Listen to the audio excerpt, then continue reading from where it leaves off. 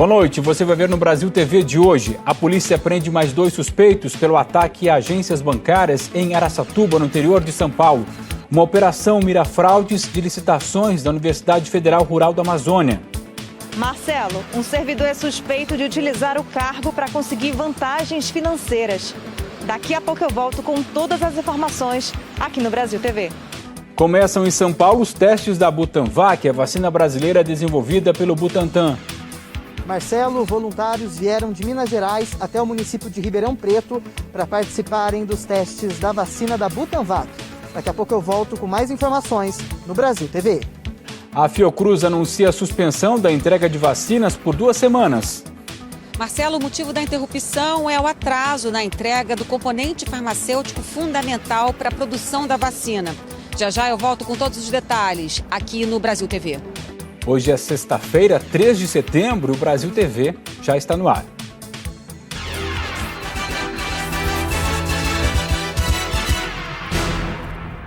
O Brasil TV começa com as investigações do mega assalto em Araçatuba. A polícia quer saber se 2 homens presos hoje de madrugada em um sítio que fica em São Pedro, no interior de São Paulo, têm relação com o ataque às agências bancárias. Thaís Gomes. Oi, Marcelo. Ontem à noite, 2 homens foram presos em um sítio na cidade de São Pedro, a 450 quilômetros aqui de Araçatuba. Um deles era procurado por homicídio. No local foram encontradas roupas táticas, lanternas, coletes à prova de balas e munição pesada. Equipamentos usados em ações como o mega assalto que aconteceu aqui na cidade. Segundo a polícia, os 2 presos não confessaram participação no crime e a polícia, por enquanto, trabalha com a suspeita. Ainda estão sendo investigados se tem ligação com a ação criminosa que aconteceu na cidade de Araçatuba na madrugada de segunda-feira. Volto com você, Marcelo. No Paraná, policiais estão à procura de presos que fugiram durante a madrugada de uma cadeia que fica em Arapongas, no norte do estado. Mônica Dal. Oi, Marcelo. Segundo a Polícia Militar, os presos fugiram por um muro que tem mais de 5 metros de altura. Antes disso, furaram a rede da área onde tomam sol e aí conseguiram acessar a rua.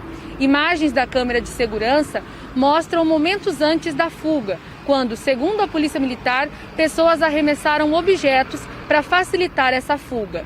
De acordo com o DEPEN do Paraná, mais de 25 presos fugiram da cadeia pública de Arapongas, que fica na região norte do estado.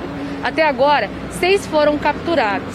Durante a fuga, os presos deixaram objetos para trás, como chinelos, meias, tênis, e um deles acabou se ferindo nesta fuga. É para nós que somos araponguense, a população araponguense, um medo constante, né? Com certeza é muito perigoso para a população, né? Até porque na redondeza aqui tem moradias, né? Nas laterais e também empresas. A orientação que fica, né, é que não entrem em desespero, né, mantenham aí a sua rotina normal, porém se virem alguma coisa que fuja dessa normalidade, pessoas aí desconhecidas na residência, né, pedindo água, pedindo alguma ajuda, que não atenda essas pessoas, né, que ligue para a Polícia Militar via 190, que o mais brevemente aí a gente vai chegar nesse local.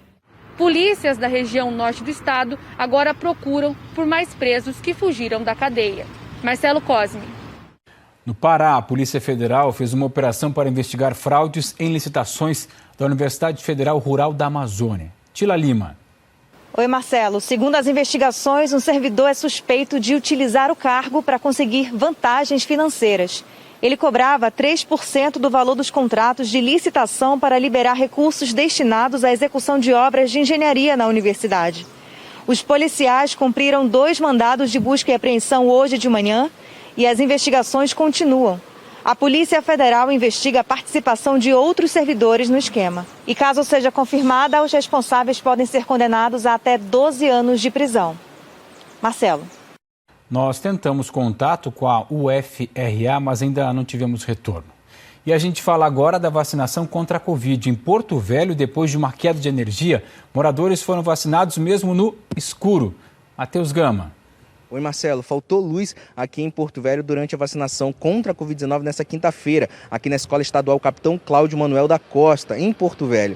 Segundo alguns profissionais que estavam no local aplicando as doses, eles tiveram que utilizar as lanternas dos celulares para dar continuidade na vacinação. A falta de luz aconteceu por conta de uma forte chuva que atingiu a capital rondoniense na tarde dessa quinta-feira. E se você acha que só a falta de luz foi o problema, você está enganado. Alguns pontos aqui da escola não tem abrigo, não tem teto. Então, algumas pessoas que vieram aqui para se imunizar, para tomar a sua vacina, acabaram se molhando também. Além de serem vacinadas no escuro, também acabaram se molhando. A vacinação começou às 2 horas da tarde e foi até às 7 horas da noite, mesmo com esse imprevisto da falta de luz. E nessa sexta-feira, a vacinação seguiu no mesmo horário. Matheus Gama para o Brasil TV. Macapá vai começar a vacinar na semana que vem os adolescentes. Kellyson Neves. Olá, Marcelo. De acordo com o cronograma da Prefeitura de Macapá, os adolescentes com 12 anos começam a ser vacinados a partir de quarta-feira. É a última faixa de idade da pirâmide etária. Hoje ainda está recebendo a primeira dose quem tem 14 anos. E amanhã é a vez dos adolescentes de 13 anos. Para organizar a vacinação do grupo adolescente sem comorbidade, a Prefeitura decidiu dedicar 3 dias para cada faixa etária. Cerca de 70% da população vacinável de Macapá já recebeu a primeira dose. O avanço nessa distribuição está permitindo que a Prefeitura tome algumas atitudes. Nessa semana, 2 unidades básicas de saúde que eram referência para o atendimento de pacientes com Covid voltaram a atender normalmente todos os serviços da atenção básica. E no estado, o Hospital Universitário, referência no tratamento da doença, fechou alguns leitos de UTI. O Amapá registrou no fim de agosto a melhor semana epidemiológica desde o começo da pandemia. A taxa de mortes caiu 80% e atualmente 15% dos leitos de UTI estão ocupados. Mas ainda é importante continuar seguindo todas as regras de proteção contra a Covid. Marcelo Cosme. Agora a gente fala de Boa Vista, capital de Roraima, que está registrando uma baixa procura dos adolescentes pela vacina. Leandro Marques. Oi, Marcelo. Depois de 3 semanas, apenas 30,87% dos adolescentes entre 12 e 17 anos tomaram a primeira dose contra a Covid aqui na capital. É o menor percentual em comparação às demais faixas etárias. A meta da Prefeitura é vacinar cerca de 42 mil pessoas desse público. A vacinação dos adolescentes começou em Boa Vista no dia 16 de agosto. No dia 21, teve até uma campanha, um viradão, com 24 horas de vacinação para atender principalmente os jovens. Foram disponibilizadas 37 mil doses da Pfizer, única vacina autorizada pela Anvisa para os adolescentes. Só que apenas pouco mais de 9.700 doses foram aplicadas. E desse total, 6.134 foram em pessoas de 12 a 17 anos. Apesar dessa baixa procura, a Prefeitura de Boa Vista afirmou que não há risco de perderem vacinas por conta do prazo de validade. E o chamado continua, que os jovens compareçam a um dos 19 pontos de vacinação aqui na capital. A imunização é bom para eles e para todo mundo. É o que temos para combater a Covid. Em Boa Vista, 55% das pessoas acima dos 12 anos foram vacinadas com a primeira dose. Com a segunda ou dose única, o percentual é de 16,82%. Marcelo Cosme. Salvador começou a aplicar a dose de reforço em idosos. Miller Nunes. A vacinação hoje em Salvador foi feita para vários públicos e com doses diferentes. Nesse esquema, a Prefeitura está fazendo a primeira dose para pessoas de 18 anos ou mais e chamando de repescagem, porque tem muita gente que ainda não procurou um posto de vacinação para se imunizar contra a Covid-19.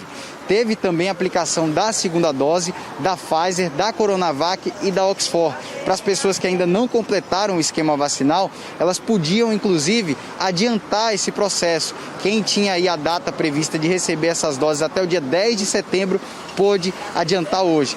E tem também a terceira dose, a chamada dose de reforço, que serve para as pessoas manterem os níveis de anticorpos. Ela está sendo aplicada em idosos e também pessoas imunossuprimidas, que têm doenças graves como o câncer e o HIV. Inclusive, essas pessoas podem ser vacinadas no esquema de vacina em casa. Agendam e recebem a equipe médica em casa. Até agora, Salvador já vacinou pelo menos com uma dose 1.900.000 pessoas. Completaram o esquema vacinal aqui na capital baiana cerca de 918 mil pessoas.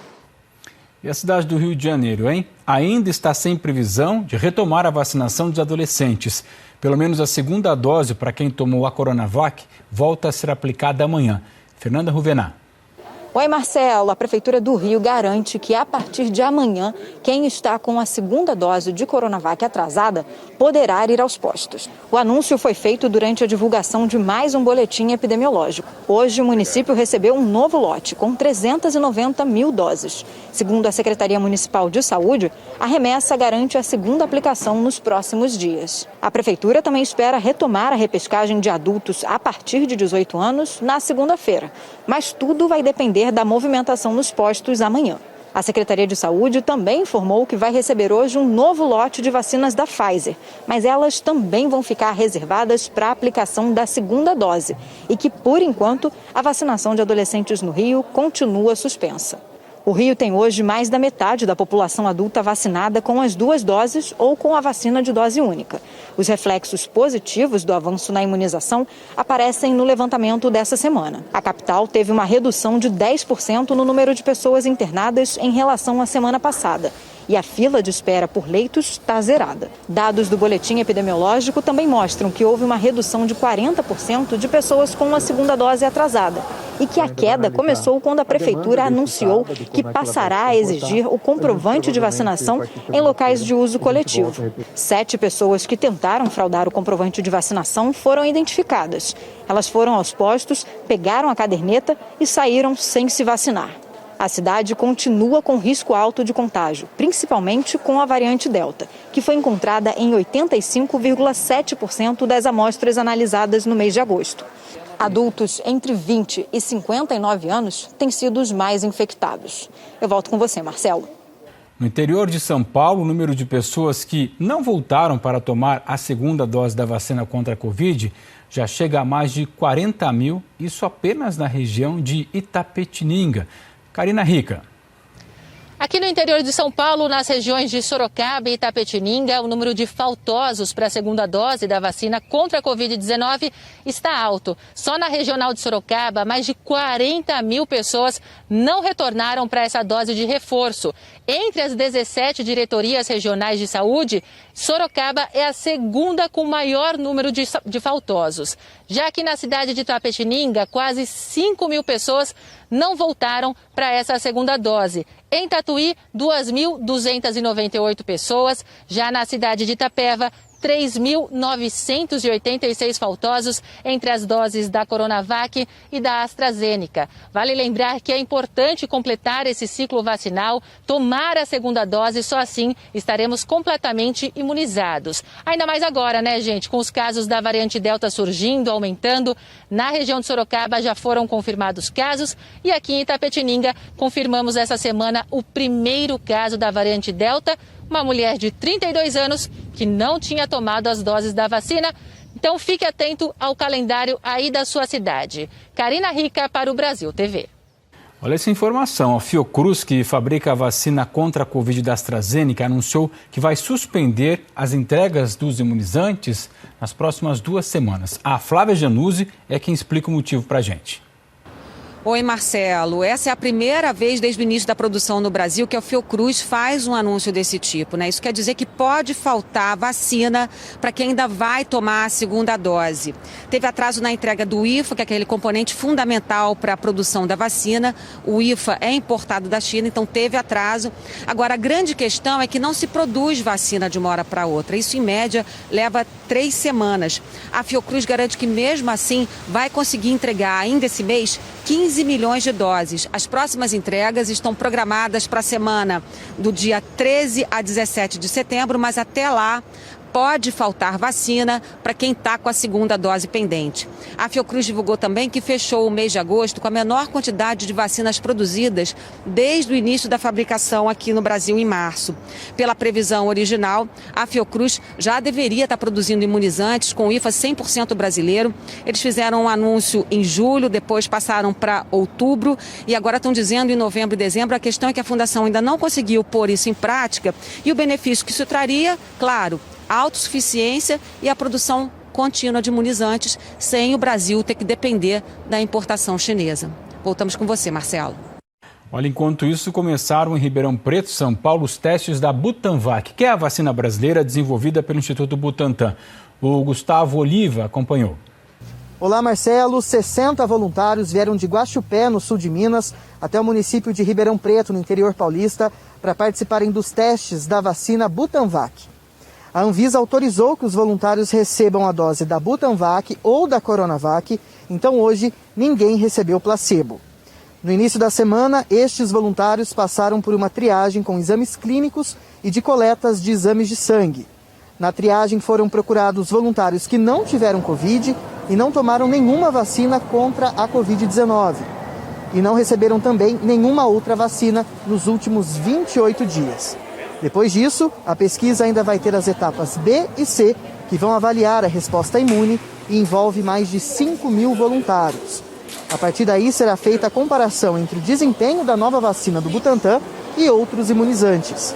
Além da eficácia geral da Butanvac, os ensaios vão avaliar seu desempenho diante das novas variantes. A previsão é que o estudo seja finalizado em 17 semanas. Marcelo, volto com você. Veja a seguir, a saída para o feriadão começa com acidentes em rodovias federais. O Brasil TV volta já.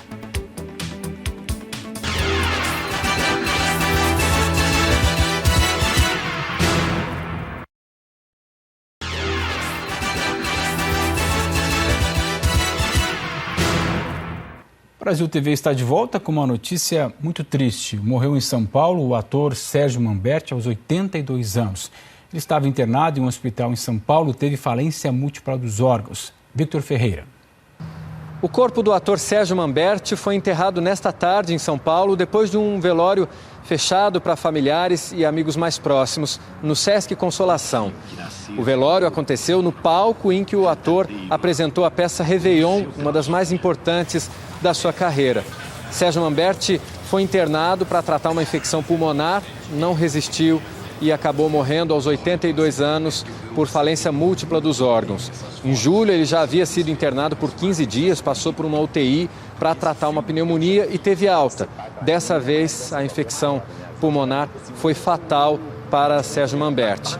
Ele teve uma carreira de 60 anos, uma contribuição enorme para a cultura brasileira, e um dos personagens mais importantes de toda essa carreira foi o Dr. Victor, o eterno Dr. Victor da série Castelo Rá-Tim-Bum, que marcou a infância de toda uma geração de pessoas no Brasil. Sérgio Manberti teve uma atuação importante também na política, sobretudo na área cultural, foi um dos fundadores do PT, o Partido dos Trabalhadores.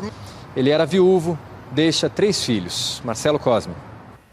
Bombeiros trabalham no combate ao fogo na serra, na divisa entre o Piauí e o Ceará. Aline Moreira. Oi, Marcelo. Esse incêndio já dura pelo menos 8 dias e atinge as serras das cidades de Milton, Brandão e Buriti dos Montes, bem na divisa entre o Piauí e o Ceará. O Corpo de Bombeiros está usando drones para monitorar a situação e evitar que o fogo se alastre pela região. Com esse monitoramento, foi possível evitar que 2 comunidades fossem atingidas pelas chamas. Nas imagens, é possível observar os focos de incêndio e a fumaça que tomou conta da área. Em alguns trechos, é possível ver a vegetação sendo consumida pelo fogo. A velocidade do vento chega a 13 km por hora e a vegetação está muito seca. Por isso, o fogo vem se propagando com rapidez. Segundo os bombeiros, apesar das equipes estarem concentradas em Milton, Brandão e Buriti dos Montes, municípios onde estão os focos de incêndio, os bombeiros trabalham também para evitar a propagação do fogo para as cidades de Domingos Mourão e Pedro II, na região norte do estado. Não há registros de pessoas feridas.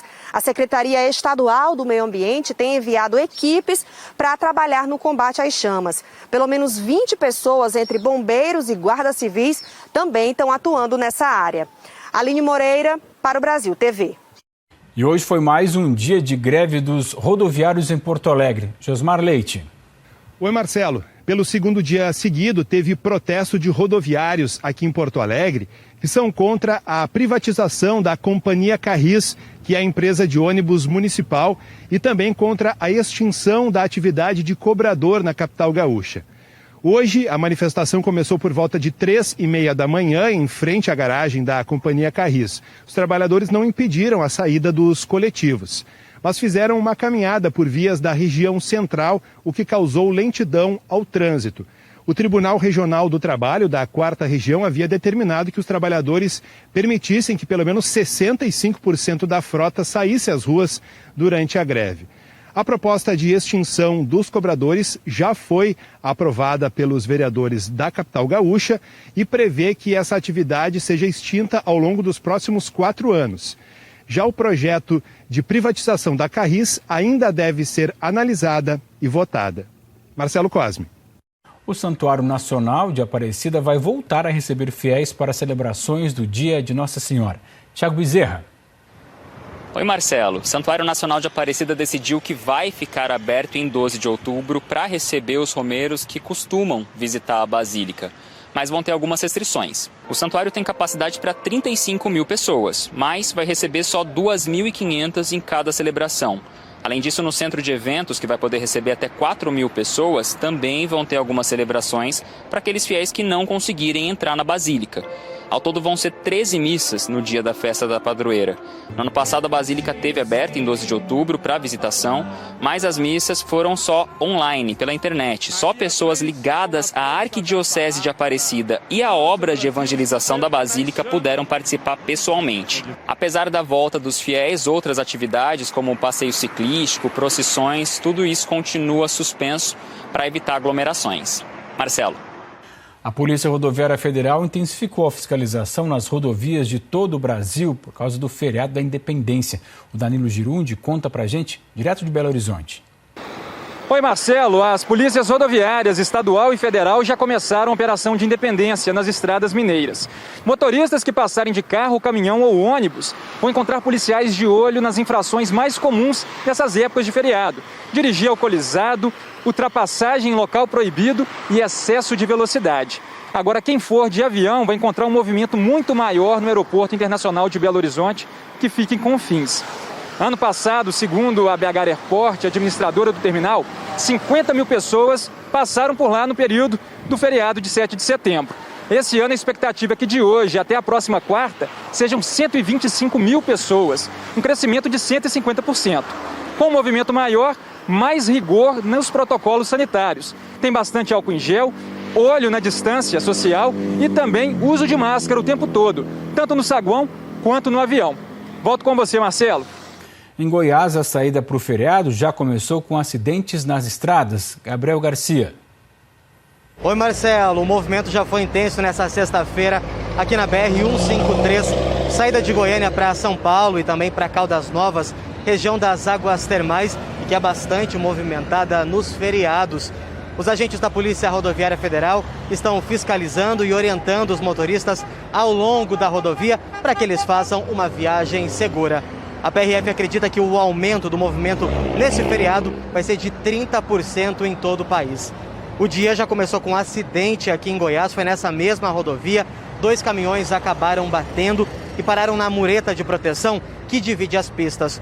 Um dos motoristas foi socorrido pelo Corpo de Bombeiros e encaminhado em estado grave para o Hospital de Urgências de Goiânia. Segundo a PRF, muitos desses acidentes são causados pela imprudência dos motoristas que não respeitam a distância mínima com o carro da frente, dirigem alcoolizados, não respeitam o limite de velocidade e esquecem do cinto de segurança.